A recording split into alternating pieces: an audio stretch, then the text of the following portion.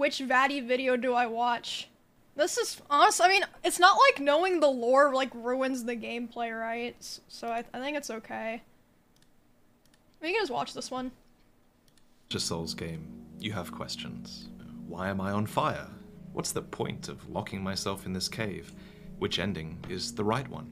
And of course, the age-old question, why do they call him Big Hat Logan? First, let's start with the player character. Who is the chosen undead? Well, they are who you make them. Whether you were a thief, okay, I'm or a sticking knight, with this decision. restorer, We're or not switching Katarina, videos now. It doesn't matter. What's important is that you ended up in a cell at the right place and the right time. For you head to Lordran in accordance with an old legend that speaks of a mission for a chosen undead hero. Bart. This legend is, by the way, most likely a deception by the gods, probably designed to lure powerful heroes to Lordran, but we'll get to that later. Is there a world outside Lordran? Lordran is just the land of the gods, and there is a wider world of man with many more countries therein.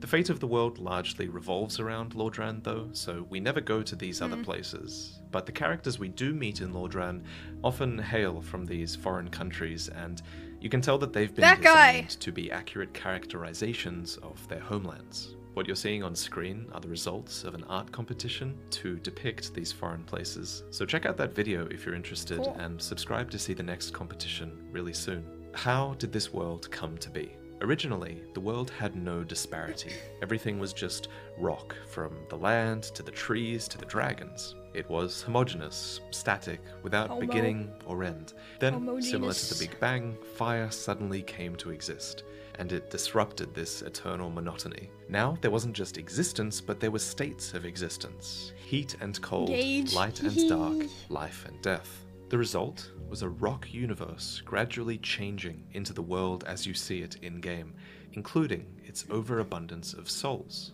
What is a soul? So when fire came to be and permeated the universe, so did souls.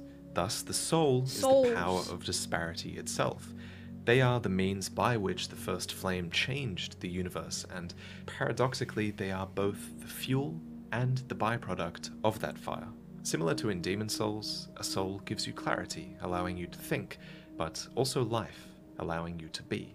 And just as there are all kinds of life, there are all kinds of souls, of various shapes, sizes, and magical affinities. Many bosses are these special beings with special souls, and the most powerful beings are the lords, bearing Lord Souls. Who are the lords, and what is a Lord Soul? The four lords are Dark Souls 3, kings. they look awesome. They were all attracted to the first flame, having That's only my ever dad. known darkness before coming. I mean, it's not upon really a spoiler Each to see what they look discovered like. This massive concentration I hate of that fucker. disparities I hate that power fucker. near the flame, which they then used to establish a kingdom under their rule. Thus, these massive souls are called Lord Souls. Of these four souls, Karth tells us that the pygmy found the Dark Soul, and it follows that the other Lord Souls all aligned with the other aspects of disparity. So in contrast, Gwyn found the Light Soul, Nito found the Death Soul, and the Witch of Izalith found the Life Soul. These souls came to define them, and they would soon ally together to challenge the everlasting dragons. What is an everlasting dragon? So they're a part of the original race of dragons that predate life itself. Much like there are wyverns and worms, there are also ancient dragons, or archdragons, as later games coin it. Ew, his Their face! race is the progenitor to mean. all other dragon subspecies, and these are subspecies that adapted really well to a new world and new environments. You still face some archdragons in-game, but these archdragons never are the original generation of archdragons that actually predate fire. Old-ass bitches. The ancient dragons are commonly described as everlasting, thanks to their stone scales of undeath granting them immortality.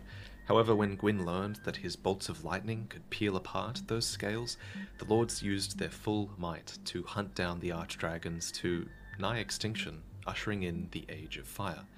What is the Age of Fire? It's the era you find yourself in. It was sparked when the lords defeated the archdragons, and even as far back as them finding their lord souls could be denoted as the dawn or beginning of the Age of Fire. So what follows is this period dominated by the lords. Much of this epoch is also denoted as the Age of Gods, since the three lords residing in Lordran with their fellow deities are on the rise or at their zenith during it. Am I However, stupid? this golden age can only continue so long as fire at the source of the gods' power remains strong. But eventually, fire will fade, and only darkness will remain.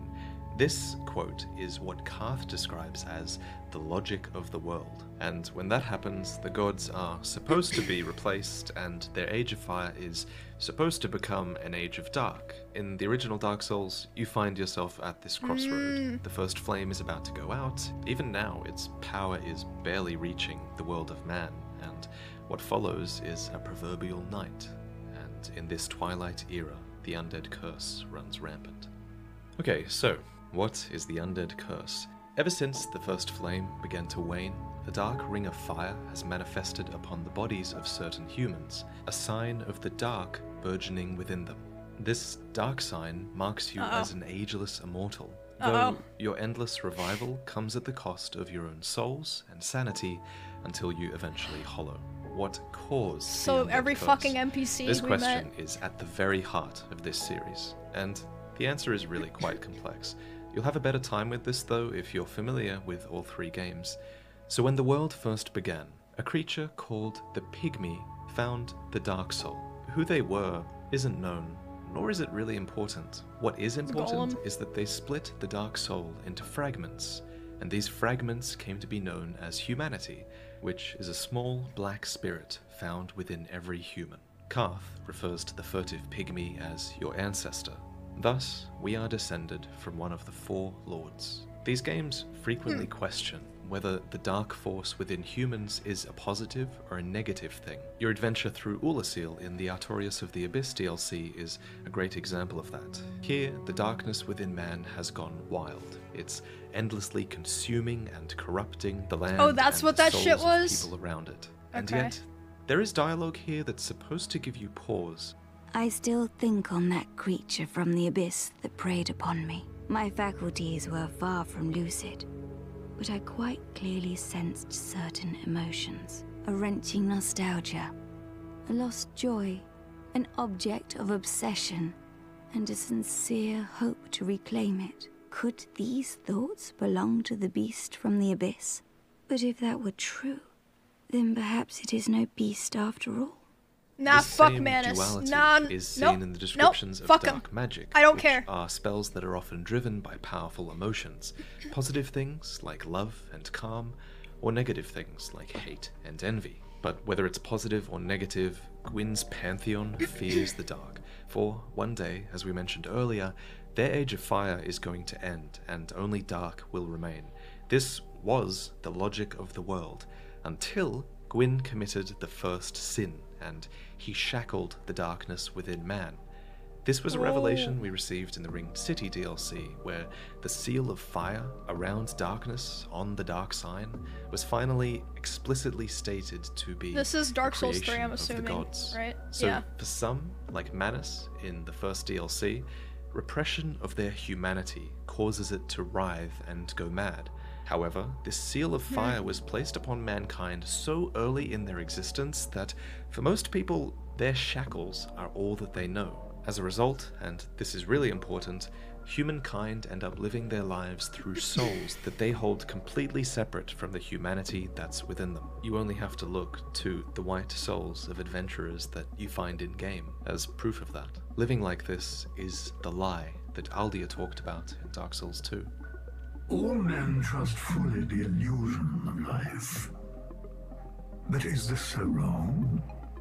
A construction, a facade, and yet a world full of warmth and resplendence. Young Hollow, are you intent on shattering the oak? And then you kill spoiling him? this wonderful falsehood? But in retrospect, the most chilling dialogue Aldia has was this. Once, the Lord of Light banished dark and all that stemmed from humanity. And men assumed a fleeting form. We're led to believe that the dark sign cursed humanity with undeath, but Aldia's dialogue means this can't be true. Instead, Aldia says mankind's lives became fleeting when they were branded with the dark side. So this means that they were originally immortals, and indeed this is the state that you return to when you hollow. What is hollowing? Humanity once stood proud within every human, but when the curse was put upon them, humanity became bound, lost, and repressed. So during this age of fire, humanity came to rely heavily on their white soul for their sense of self, and we can see this in the names of these souls. When fire fades, the seal of fire restraining the dark grows weaker. Thus, when fire fades, it follows that our dark soul starts to break free, consuming the white soul. Wait, we all have a dark soul. Holy shit, that's the name of the game. This process of losing the self is called hollowing. Dying or losing heart, it accelerates this process. So, an undead must maintain physical and mental fortitude in order to resist this process. However, as you might remember, the Hollows of Londor in Dark Souls 3 believe that their hollow states are really the most honest shape of man. This isn't an easy truth to face, especially since the Dark Soul has become this ravenous, repressed thing. To stay sane as a Hollow, one may need to drain the life of others, and the Hollows of Londor are universally reviled as a result of this. Ultimately, it just leaves you wondering whether this is really the best path for mankind, or whether it's better to just accept the shackles of the gods, or whether humanity's fate has been stolen by the curse, either way. How do we cure the undead curse? Well, curse is an actual affliction, just like poison or toxin. You can experience its build-up in-game, and what this curse does is it locks the dark soul away from the self. It's really about the barrier, it's about the separation, and the Dark Sigil explains this. It says that as humanity leaks out, the curse accumulates in exchange. Unfortunately, humans are helpless against curses, and all we can do is redirect their influence. Pussies. For example, when you use a purging stone, what you're doing is not actually curing the curse, you're actually just transferring the curse to this stone, and this stone okay, I thought I was gonna say transferring it to someone else. Or is. I was gonna be like... In the original Dark Souls, you do something similar to this process called reverse hollowing. So this is a process that requires... It is? Wait, I thought he said to the stone! Did I talk over it? Transfer it to the stone. This stone was or is another person. In the Okay, original never mind. Dark Souls, I talked over it, I'm sorry. Similar to this process called reverse hollowing. So this is a process that requires... Wait, I used the stone every time I got one. I killed like 6 people. To this process called reverse hollowing. So this is a process that requires you to have a humanity. And it's easy to assume that... Wait, I'm sorry to keep pausing, I'm just remembering. I literally bought every curse stone that you could in the game. Like from the store. Oh my god.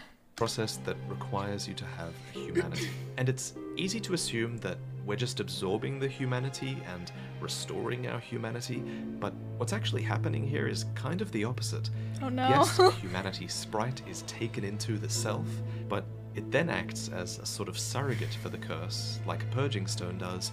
Oh and no. Remember, we offer this humanity up to the bonfire.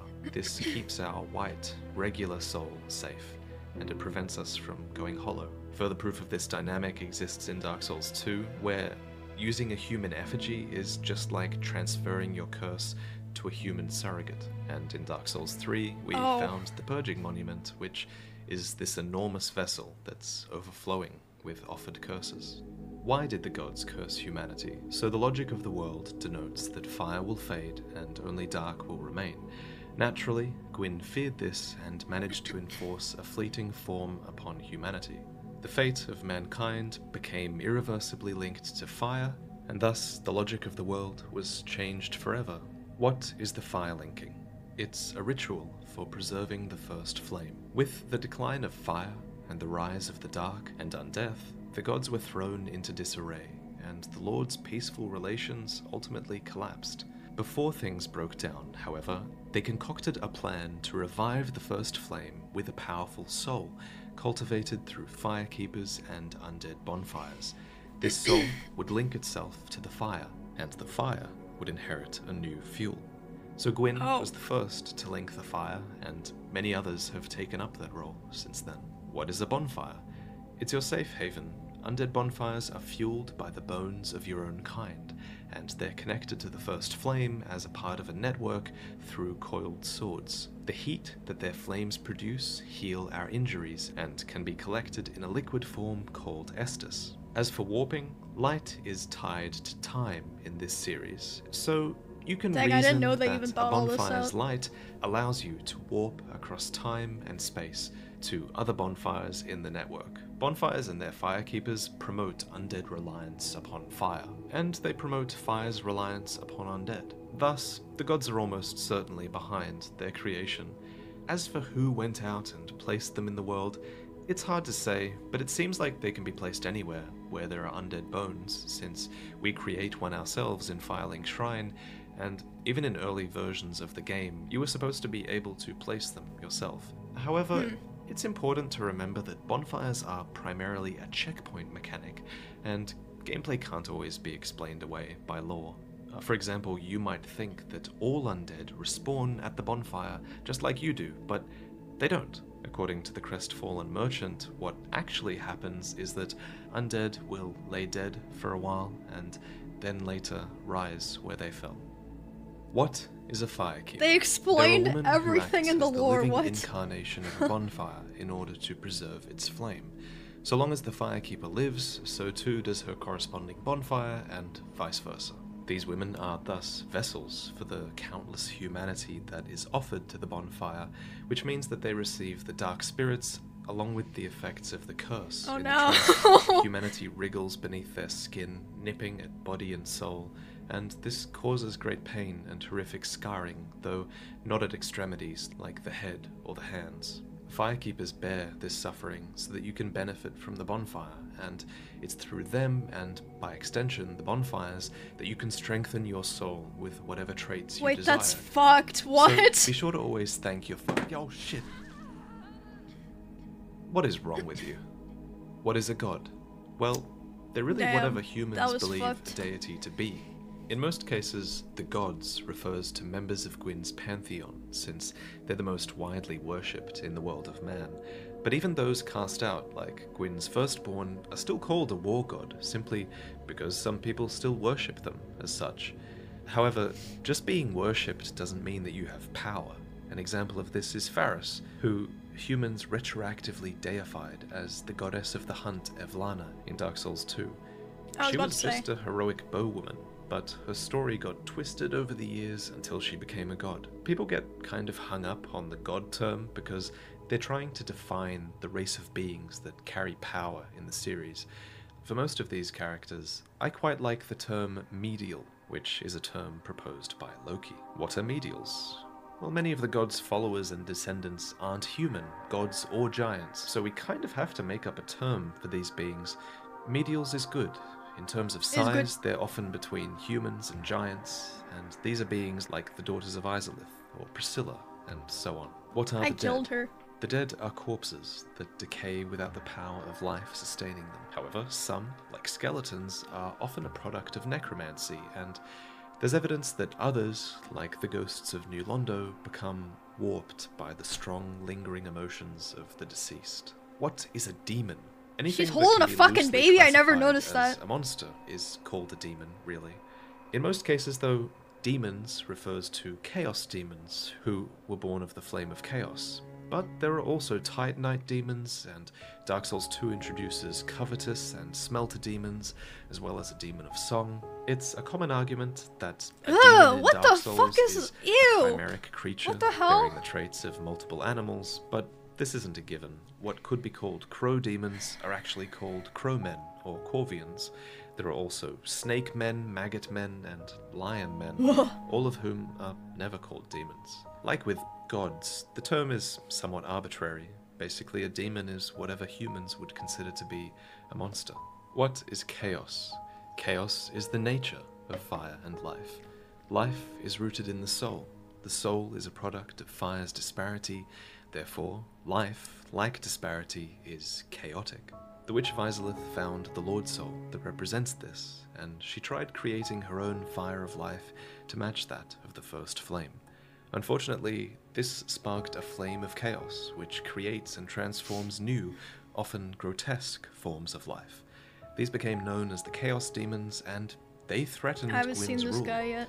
So you'll notice that they're stamped Man, the out graphics every difference turn is so in all massive chapters of this series. between the The Witch of games. Izalith's yearning for flame became the basis for pyromancy. Fuck this And boss. pyromancy is Stupid one of boss. the strongest surviving Shit game legacies. design. What is pyromancy? Pyromancy is a physical form of magic. Pyromancers carry along with them a piece of flame that's passed down from teacher to student, stretching all the way back to the witch and her daughters, deriving the art from chaos and sharing that with the humans. Pyromancers then use that flame to conjure their spells, and despite the name, pyromancy isn't actually limited to casting fire, and it can actually conjure all kinds of elements, like iron or poison, but these are rarer arts, since pyromancy is a religion that reveres flame. Just so, Oh, that you makes can sense. manifest pyromancies like miracles with your faith, or actually even learn to perform them like sorceries with your intelligence. What is sorcery? It's a mental form of magic. Sorcerers study the natural laws of the world to actually comprehend what they are and how they function. They then use this knowledge to manipulate their power and formulate the process as spells, which we call sorcery. They're basically magic scientists and academics, and there are sorceries from anything from souls Scientists. to light to the dark of the abyss. What are miracles? Yeah, I played They're the a game without spiritual using form a of single magic. spell. You cast miracles by reciting legendary stories, which either feature the spell in question or embody what the miracle manifests. Most miracles Most are people thereby do. based I on never the power figured it of the out, and I was just Anor Londo like, I don't gods, know. But there are also dark miracles and hexes that achieve similar results. Your faith in the story's truth makes it a reality.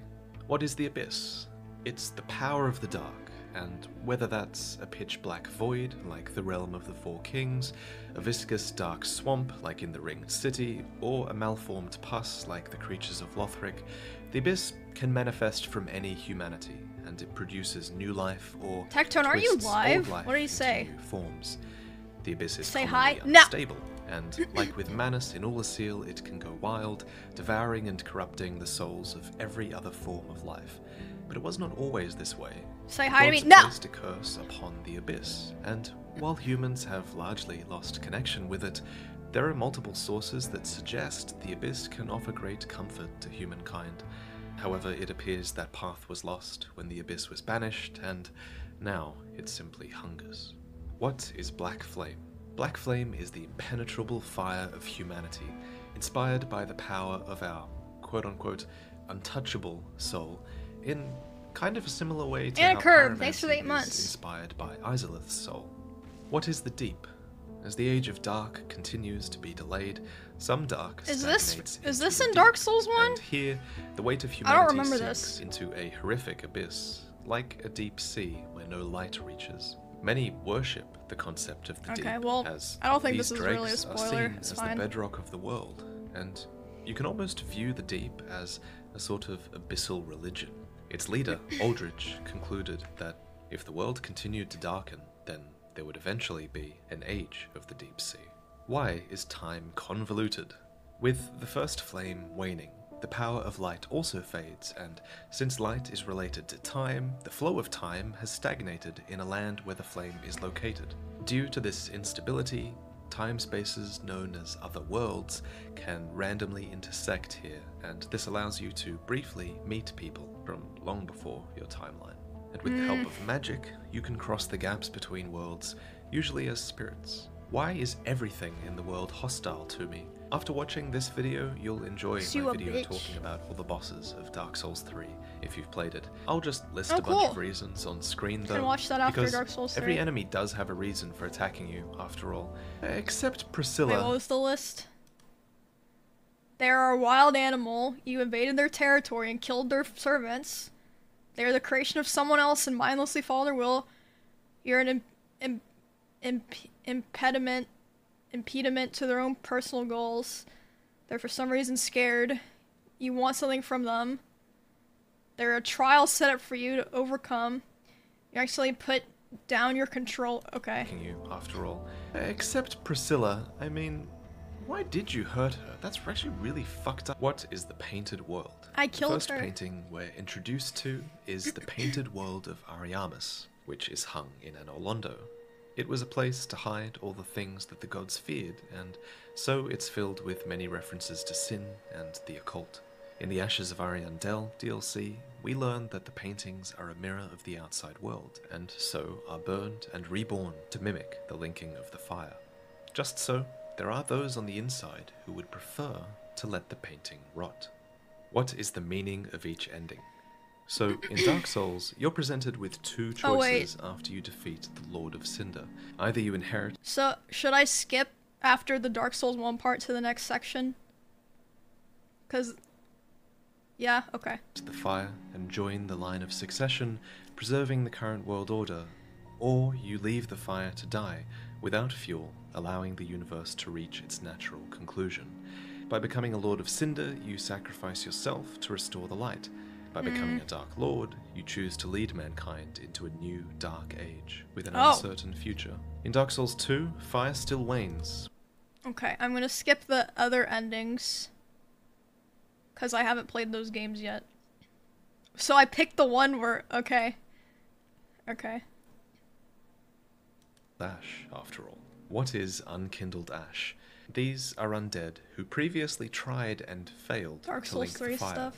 You weren't strong enough to bear the flame that you inherited, but you weren't weak enough to stay reduced to ash either, and so you became ash, devoid of flame, but still requiring embers as well as souls to heat your cold, cursed frame. That guy! Hence, unkindled are destined to seek the fire that remains in the world. Skip How the rest. does Is the rest, series end?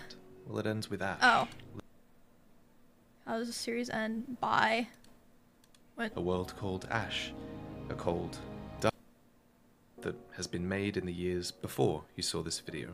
Before I go, I wanted to give a shout out to one of my favorite Twitch streamers, 39Daff.